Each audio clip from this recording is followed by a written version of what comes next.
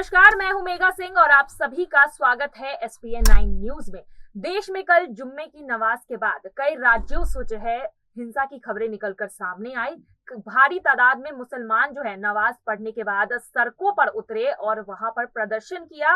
फिर बाद में पत्थरबाजी भी हुई और यहाँ पर कई सारे लोग भी घायल हुए, पुलिसकर्मी भी घायल हुए और अब पुलिस प्रशासन जो है छानबीन में जुट चुकी है और इस हिंसा के पीछे जो मास्टर माइंड है उसे पता करने के पीछे अब पुलिस लग चुकी है। लेकिन अब देखना ये है कि जिस तरह से देश में कई राज्यों से हिंसा की खबरें जो निकलकर सामने आई है, यहाँ पर कहा यह जा रहा है कि एआईएम पार्टी के जो मुखिया है असदुद्दीन ओवैसी, उनका हाथ बताया जा रहा है। कहा जा रहा है कि उनके भड़काऊ बयान के बाद ही देश में इस तरह की परिस्थितियां जो है आज पैदा हुई है।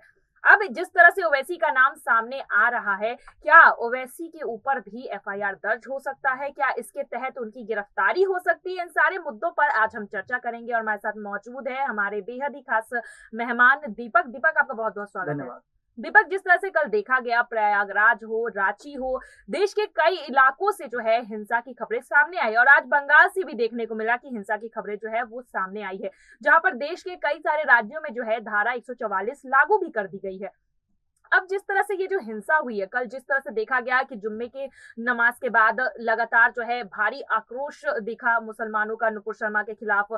उसके बाद भारी तादाद में देखा गया मुसलमान जो है सड़कों पर उतर आए, पत्थरबाजी की। तो अगर आप पैटर्न को देखिए तो सभी राज्यों में सेम टाइम पर, कह ले जुम्मे की नमाज के तुरंत बाद ही सेम तरीके से ये सारी चीजें हुई है, घटना हुई है। तो क्या ये सच में सोची समझी साजिश है? और अगर है तो जिस तरह से एआईएम पार्टी का जो नाम सामने आ रहा है, क्या इसके पीछे ओवैसी का हाथ हो सकता है? जी देखिए, कड़वी हकीकत है, ओवैसी जब भी बयान देते हैं, भड़काऊ बयान देता है, उनमें ये एक भावना नहीं रहती कि दूसरे धर्म के लोगों को ठेस पहुंचेगी। भले ही नुपुर शर्मा ने कुछ बातें कह दी, उन्होंने माफी भी मांगी, उन्होंने सब कुछ स्वीकार भी किया, उनको पार्टी से निष्कासित भी कर दिया, लेकिन बवाल क्यों जारी है समझ नहीं आ रहा। जब सरकारी कामकाज के दौरान मतलब सब कुछ संविधान के आधार पर उन पर एक्शन लिया गया और उनको निष्कासित कर दिया गया बीजेपी पार्टी से, फिर भी इतना क्यों बवाल खड़ा किया जा रहा है? अगर आप देखें, अभी हिंदू चुप हैं, भले ही यहाँ पर नमाज के समय ये सब दंगे भड़कते नजर आ रहे हैं, लेकिन अभी हिंदुओं ने उतनी मात्रा में आवाज नहीं उठाई है। अगर उठती आवाज तो हमने करीब से देखा दिल्ली के दंगों को। उस समय जब दंगे हुए थे सीएनआरसी के वक्त, वहां पर दिल्ली कैसे दहल रहा था, रातों की नींद उड़ी थी लोगों की, अपने घर की रक्षा, अपने परिवार की रक्षा करने के लिए सड़कों पर उतरे हुए थे। वो हकीकत हर कोई नहीं अपनाना चाहता, लेकिन उस कड़वी हकीकत से दूर हर कोई आता है, भड़काऊ बयान देकर सोशल मीडिया पर चला जाता है।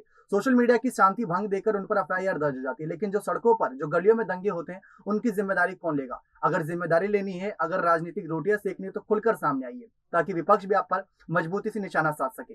बात रही ओवैसी की, ओवैसी का हर बयान आप सुन लीजिए, हर बयान में वो कुछ ना कुछ बड़ी बातें कहते हैं। अब तो गुजरात चुनाव भी नजदीक है, बातें वो कहते नजर आ रहे हैं, लेकिन कल जहां जहां दंगे हुए वहां पर गुजरात चुनाव से कोई लेना देना नहीं था। जैसे जहां मस्जिद की बात कर लें या फिर आप प्रयागराज की बात कर लें, वहां चुनाव से कोई लेना देना नहीं, लेकिन वहां पर दंगे भड़के और एक ही वक्त पर, एक ही समय पर भड़के और कई लोग जो गिरफ्तार हुए। वहां पर मौलानाओं को जो कहना है, उसके बयान से साफ पता चलता है कि ये कड़वी हकीकत है, इसके पीछे सोची समझी जरूर साजिश थी, वरना एकदम अचानक ये दंगे नहीं भड़कते। ईद के समय पर भी काफी बवाल मचा था हनुमान चालीसा और अजान को लेकर, उससे पहले भी विवाद काफी समय से सुर्खियों में जब ज्ञान वापी का मामला सामने आया, लेकिन अब जो एक एक करके कड़ियां जुड़ती जा रही हैं, वो जरूर कोई बड़ा पर्दाफाश करेगी। जी बिल्कुल, यहाँ पर देखा जाए कि धर्म की राजनीति तो सब कोई कर रहा है, लेकिन जिस तरह से आज धर्म की राजनीति के कारण देश हिंसा की आग में झुलस रहा है, उसके बाद कई सारे सवाल जो है वो राजनेताओं पर भी खड़े होते हैं। ये विवाद जो है नुपुर शर्मा से शुरुआत इसकी हुई है। जिस तरह से नुपुर शर्मा ने पैगंबर मोहम्मद के ऊपर विवादित टिप्पणी की, उसके बाद देखा गया कि देश में मुसलमानों की धार्मिक भावनाओं को जो है ठेस पहुंचा।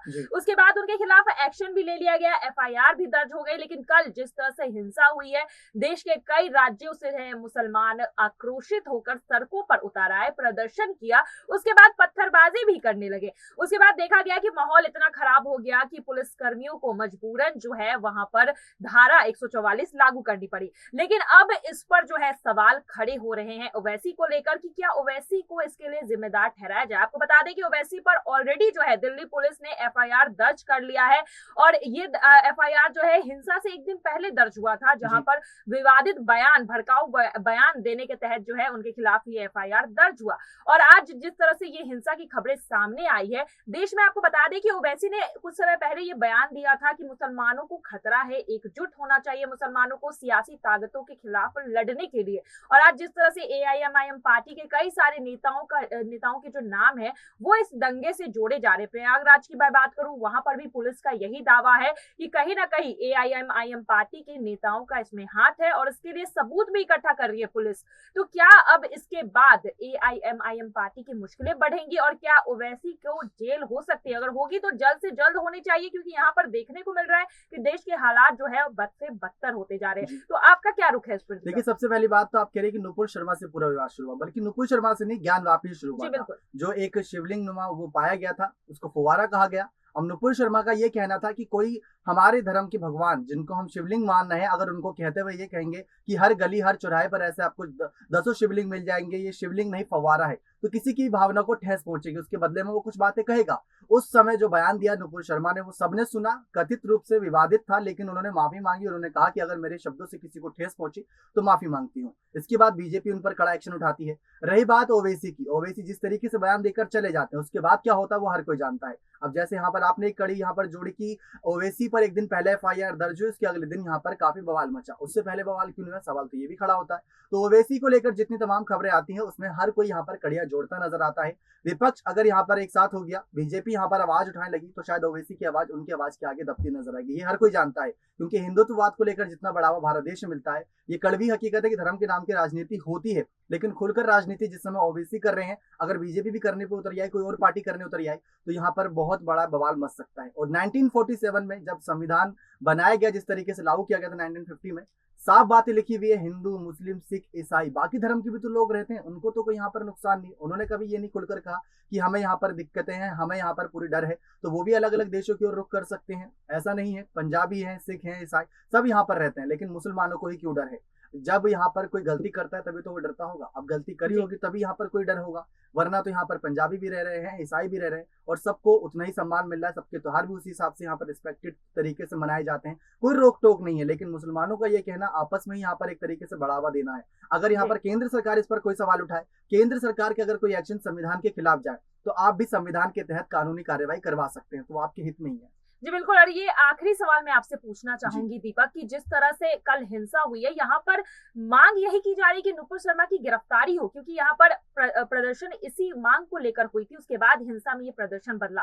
तो क्या अब प्रशासन दबाव में आकर गिरफ्तारी करेंगी? और अगर गिरफ्तारी नुपुर शर्मा की होती है तो क्या ओवैसी की भी गिरफ्तारी होनी चाहिए? जी देखिए, सबसे पहली बात, अगर हम किसी को कह दें गिरफ्तार कर लो तो एकदम से गिरफ्तारी नहीं हो जाती, वरना आज तक ना जाने कितने विवादित बयान पर कितने नेता जेल की सलाखों के पीछे ही रहते। जब यहाँ पार्टी ने कदम उठा लिया, उनको निष्कासित कर दिया, अगर संविधान के तहत ये कार्यवाही होती है और संविधान ये कहता है कि नुपुर शर्मा गिरफ्तारी होनी चाहिए, तो गिरफ्तारी सब मंजूर करेंगे। अगर नहीं तो ओवैसी या कोई बड़ा नेता आकर यूं कह जाए कि नहीं गिरफ्तारी होनी चाहिए, तो शायद उसका पूरा देश भी उस फैसले का सम्मान नहीं करेगा। और रही बात ओवैसी की, अगर ओवैसी भी कोई बड़ी बात कहते हैं, कोई भड़काऊ बयान देते हैं जो संविधान के खिलाफ है, मतलब कानून के खिलाफ है, तो कार्रवाई होनी चाहिए। विपक्ष पक्ष धर्म को लेकर यहाँ पर कानून नहीं चलता, कानून संविधान के तहत चलता है और संविधान में इसके नियम बने हैं।